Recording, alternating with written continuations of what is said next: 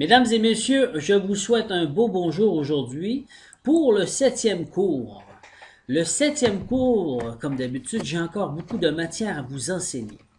Aujourd'hui, nous allons parler de l'arbre cosmique, l'arbre universel. Cet arbre est quoi exactement? C'est nous qui recevons nourriture cosmique, une nourriture galactique. Ça veut dire quoi? Ça veut dire simplement que nous vibrons et nous recevons de l'énergie d'un peu partout. Donc, dans notre univers, il y a des planètes. Les planètes les plus proches de nous font partie de notre cosmos. Notre cosmos à nous, notre système stellaire, vibre d'une certaine fréquence, mais chacune des planètes vibre différemment. Donc, selon leur conjonction. Je ne suis pas ici pour vous donner un grand cours d'astronomie aujourd'hui ou d'astrologie. Au contraire, je veux juste que vous compreniez que quand la Lune reflète le Soleil reflète sur la Terre, les scientifiques disent que ça cause des mouvements, donc de la vague sur les océans. Donc si sur la Terre même, physiquement, ça se crée et ça arrive, donc nous sommes aussi sur leur influence. On ne peut pas dénigrer ceci. Donc, chacune des planètes qui sont ici, comme vous voyez, ont une vibration, une fréquence différente. Chacune d'elles, sur l'arbre cosmique qui est nous, qui est l'homme ou bien la femme, reçoit, et ceci fait partie de son intérieur. C'est à nous de prendre la vibration, de la dompter, entre guillemets, de vivre avec, de faire une fréquence et d'aller chercher la qualité. Parce que bien sûr, il y a un côté néfaste qui est un défaut à l'intérieur que nous recevons le plus souvent. Donc, c'est à nous de s'ajuster avec la vibration pour aller chercher sa qualité. Voici où ce que je vais en venir un petit peu après. Maintenant, je vais vous expliquer chacune des vibrations, chacune des sphères, qu'on appelle chacune des séphéras en Kabbale. Donc, commençons avec la planète Terre qui est ici. D'accord? Ensuite, nous avons la Lune, deuxième fréquence, la plus proche de nous. Ensuite, nous avons Mercure, la troisième fréquence, la plus proche de nous. Et ainsi de suite. Mercure. Et nous avons ensuite Vénus. Nous avons ici le Soleil. Après le Soleil, nous avons Mars. Après Mars, nous avons Jupiter. Ensuite, Saturne. Ensuite, Uranus. Ensuite, nous avons, je vais vous montrer, nous avons Neptune et Pluton. Ou bien Pluton et Neptune, peu importe les deux dernières sphères. Tout ça pour vous dire, voici les deux dernières sphères, tout ça pour vous dire que chacune des planètes nous donne une nourriture. Et cette nourriture qui est cosmique nous apporte une certaine sagesse, une compréhension, une victoire pour pouvoir dominer notre monde et être en total paradis sur notre monde. Et ça, il faut bien le comprendre. D'accord? Maintenant, je vais vous inviter à une autre photo pour vous montrer ici le chemin. Donc, la Terre à la Lune, à Vénus. À Mercure, pardon. Mercure, Vénus. Vénus au Soleil. Soleil à Mars. Mars à Jupiter. Jupiter à Saturne. Saturne à Uranus. Et on arrive au royaume de Dieu. Ensuite, nous avons Pluton et Mercure, Uranus, Pluton et Neptune, c'est ça, Pluton et Neptune, voilà, qui sont les dernières sphères qui rentrent ici, et une fois que nous sommes rendus au dernier chakra, qui est le 7e chakra coronal, tout rentre ici. Voilà ici, vous voyez? Bon. Maintenant, chacune de ces sphères vous apporte une qualité distincte. Je vais vous montrer. Regardez bien. Donc, ok, ici, sur la Terre, ok, nous avons ce que nous appelons le royaume. D'accord? Désolé pour le petit piton. Nous avons ce que nous appelons le royaume. Sur la Lune, nous avons ce que nous appelons le fondement. Je reviendrai avec les noms, d'accord? Donc, nous avons ici ce que nous appelons comme qualité le fondement. Donc, ensuite, nous montons sur Mercure, nous avons la gloire. Ensuite, nous allons sur Vénus, nous avons la victoire. D'accord? Ensuite, nous allons au Soleil Et nous avons ce que nous appelons la beauté. Nous sommes composés de feu, donc nous pouvons capter le soleil. Ensuite, nous devenons la Mars, Mars qui est la force. Pourquoi il y a tant de guerres sur Terre? Parce que nous canalisons Mars, son côté obscur, qui est simplement de faire constamment la guerre. Mais nous devons faire la paix et aller chercher la force pour reconstruire et construire. Voilà. Donc ensuite, nous avons la gloire qui se retrouve sur Jupiter.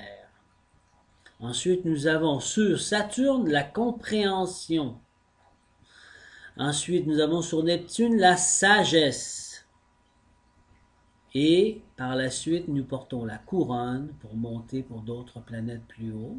Les deux autres qui ne sont pas directement influencés sur Terre, mais une fois que l'initié est rendu grand, va les capter, qui sont Neptune et Pluton.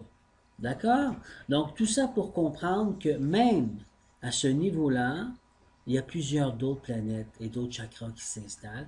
Et c'est là que les chakras, que je vous ai expliqué après, les 7 chakras qui sont ici, il y en a 5 autres, et c'est ceux-ci. Vous voyez les planètes un peu plus hautes, là? Ces planètes, ce sont d'autres chakras qui s'installent à travers l'initié pour pouvoir aller travailler plus haut et toujours plus haut. La création fait que, vous voyez ici, je vais vous les montrer, je vais arrêter. La création fait qu'elle vous donnera toujours de la nourriture cosmique. Toujours. Pour quelle raison qu'elle fait ceci? Elle fait ceci pour que l'humain ne soit pas pris à tourner en rond pour trouver sa vie plate et décide de ne plus vivre de sa vie. D'accord? Donc, il va toujours avoir quelque chose. Vous voyez comment? Ça, c'est la clé. La clé du succès, la clé de la réussite sur Terre, la clé de la manifestation terrestre, le secret des secrets, comment se rendre riche dans une sagesse absolue, autant intérieurement, physiquement que extérieurement. D'accord? Voici. Donc, cet arbre se divise en 3 parties. La première partie, je vais revenir sur celle-ci, la première partie est la partie du centre. OK? On retrouve la Terre, on retrouve la Lune, on retrouve le Soleil, et on retrouve toutes les planètes qui sont en haut, qui viennent ici s'interroger au plein centre. Voilà. Mais j'ai ici, entre la gorge et le Soleil, ce que nous appelons le fameux date. Le date, c'est quoi exactement? C'est une étape à franchir, qui est le monde de l'illusion.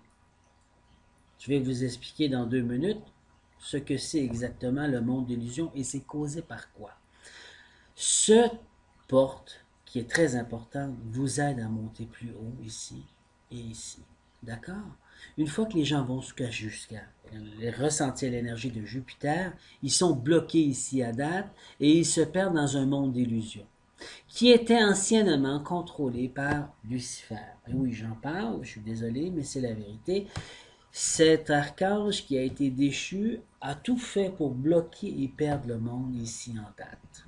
Voilà. Mais aujourd'hui, les portes sont rectifiées, réparées, et les gens peuvent évoluer et grandir avec nourriture cosmique. Donc, monter plus haut. D'accord? Le pôle du centre, c'est celui-ci. Le pôle de droite, comme je vous avais dit, Vénus, Jupiter, Uranus, ici, c'est le pôle qui est féminin. Le pôle masculin, maintenant, il est ici. C'est Mercure, Mars, Saturne. Ce sont des pôles qui sont d'ordre masculin. D'accord? Donc, tout ça pour vous dire qu'il y a la dualité à l'intérieur de l'initié entre le masculin et le féminin, et il doit avoir l'équilibre pour pouvoir franchir porte par porte. Pour ça qu'on voit la Terre, la Lune qui est en plein centre, qui a les 2 polarités. Nous avons ensuite le Soleil qu'il faut franchir, qui est une porte très difficile, très forte, très puissante, pour pouvoir capter son énergie, la comprendre et passer à travers pour pouvoir l'équilibre entre les 2 dualités, car nous sommes tous Aphrodites. Nous avons les 2 pôles. Nous sommes masculins et féminins. Voici pourquoi ce qui a été dit, je vous le prouve encore une fois, scientifiquement parlant, sur preuve physique, nous sommes à la fois masculins et féminins. N'oubliez pas que votre cerveau est composé de, pas le cervelet, mais la partie du cerveau sur le dessus complètement, est composée d'une partie qui est masculine et une partie qui est féminine. Souvenez-vous. Pour quelle raison? Pour pouvoir capter ces énergies, ces différentes sphères. Vous voyez? Tous ces chakras, comme je vous ai expliqué, captent et reçoivent. Ce sont des énergiseurs de batterie. Ils reçoivent, ils captent, ils se remplissent d'énergie de haut de toutes ces sphères. Alors c'est à vous, qu'est-ce que vous allez en faire pour après, pour pouvoir rendre votre monde ici sur le royaume, sur terre, le paradis. D'accord? Voilà. Une autre chose à dire, c'est que la lune, ici, qui est là, cette lune-là, c'est le fondement. Pourquoi on l'appelle le fondement? Parce que tout prend naissance là. Ça veut dire que sur le royaume, ici, le fondement, sur terre, le royaume, le fondement, je vais prendre naissance, aller chercher ce que j'ai besoin comme énergie cosmique pour pouvoir le faire naître en fondement ici. Le royaume des cieux est ici, là où c'est la source universelle, là où elle nous vient, et après elle se divise, et elle descend, elle descend, elle descend, elle descend, elle descend. J'espère que ceci est clair. Passons à l'autre. Je vais vous parler des archanges. L'archange qui s'occupe de la planète Terre, le plus proche de nous, celui qui fait partie de nous, celui qui est avec nous, le frère jumeau de Métatron, il est appelé Sandalphon. D'accord? Donc, Sandalphon est ici, sur Terre, avec nous. Ensuite, la planète Lune, c'est le fondement, c'est Gabriel. Gabriel qui a les deux polarités, bien sûr, mais tous les archanges ont les deux polarités, masculine ou féminine. Mais quand ils se présentent à vous, ils ont une préférence, soit féminine ou soit masculine. Donc, Gabriel est celui ou celle qui gère le plus, celui qui est responsable, le chef de la planète Lune. D'accord? Donc, nous avons Mercure qui est Raphaël. D'accord? Nous avons Aniel qui est sur Vénus. Nous avons ici sur le Soleil qui est Michael. Nous avons ensuite sur... j'ai un petit blanc. Sur Mars, pardon. Nous avons ici sur Mars Caliel. Nous avons ensuite ici sur Jupiter Zachiel. D'accord? Nous avons ensuite ici sur Saturne Zafkiel. Et nous avons ici sur Uranus, nous avons Radiel.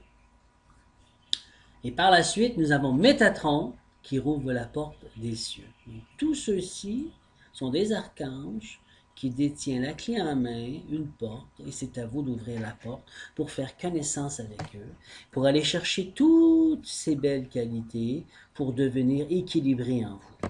Voici ce qu'est l'arbre cosmique. D'accord? Il me reste une dernière petite chose à vous expliquer qui est ici. Voilà. Nous avons 4 baptêmes. D'accord? Le premier baptême est le baptême de la terre, l'élémental de la terre. Le deuxième baptême est l'élément de l'eau. D'accord? Le troisième baptême est l'élément du feu. Vous voyez ici le feu? Voilà. Et le quatrième baptême est l'élément de l'air dans la gorge. Vous voyez date? Il est ici. Donc, l'élément de l'air. Premier baptême, la terre. Deuxième baptême, l'eau. Troisième baptême, le feu. Quatrième baptême, l'air. Ça veut dire quoi? Ça veut dire que les éléments à l'intérieur de nous, parce que nous sommes composés de terre, d'eau, de feu et d'air, se réunissent pour la première fois, mais ils sont purifiés et nettoyés grâce aux archanges qui sont présents dans ces différentes sphères. Donc, ce n'est pas du tout la même doctrine que vous allez retrouver en Église. Ceci n'était pas une doctrine, ceci est une science universelle que je vous redonne en ce moment. D'accord? Donc, la première, c'est le baptême de la terre. C'est quand tu viens au monde physiquement.